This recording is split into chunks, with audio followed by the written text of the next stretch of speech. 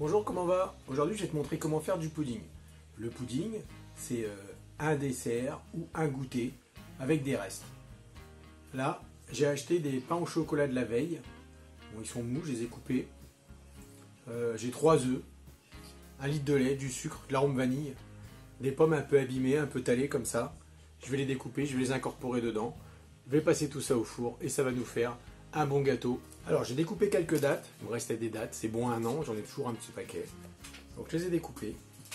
Donc dedans je vais verser l'arôme vanille.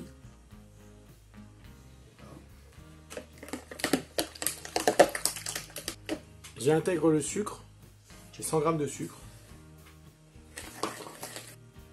du lait, 1 litre de lait.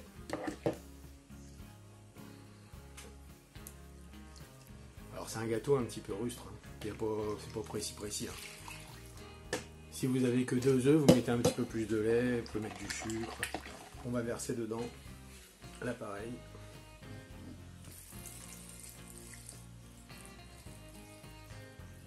Un petit peu, on mélange. Après les pains au chocolat, ce qu'on peut faire avec, c'est des pains au chocolat aux amandes. Ça, n'hésitez pas à mettre en commentaire si vous voulez la recette, c'est simple comme tout. Ça va tout seul. Maintenant, je vais rajouter mes dattes découpées. Moi, j'ai pris des dattes, mais ça marche très bien avec du raisin sec aussi. Mais bon, tout le monde n'aime pas le raisin sec. Du coup, je suis parti sur des dattes.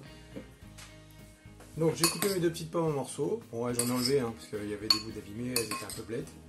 Mais bon, c'est le but, hein, ne pas jeter. Hein. Donc, avec mes pommes, je vais rajouter 2 cuillères à soupe de rhum. Là, c'est du rhum arrangé que j'ai fait au cannelé de Bordeaux, des cannelés maison. Mais bon, après, vous pouvez prendre n'importe quel rhum ou ne pas en mettre. Hein.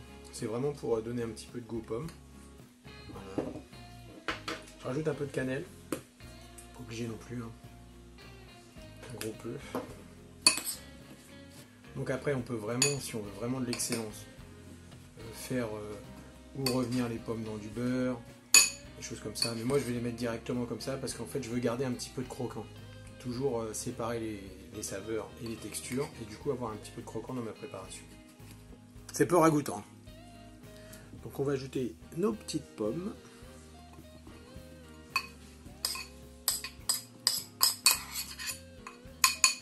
Voilà.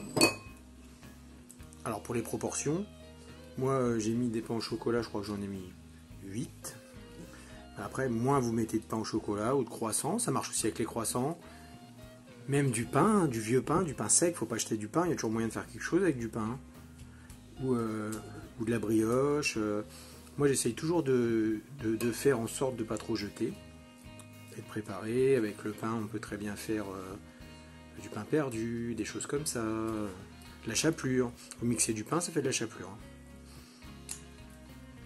Un petit bout de parmesan ou quoi, et puis ça vous donne une chapelure parfumée.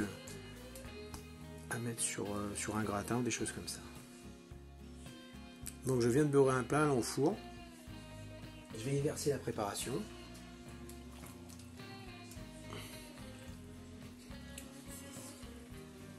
Donc maintenant, on peut mettre un petit crumble dessus si on veut.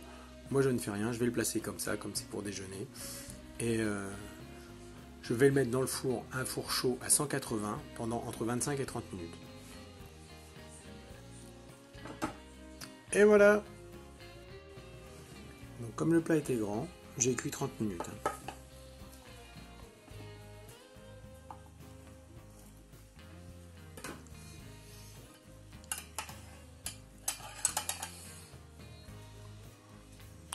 Voilà l'aspect. Donc on voit bien les dates, la pomme qui est restée.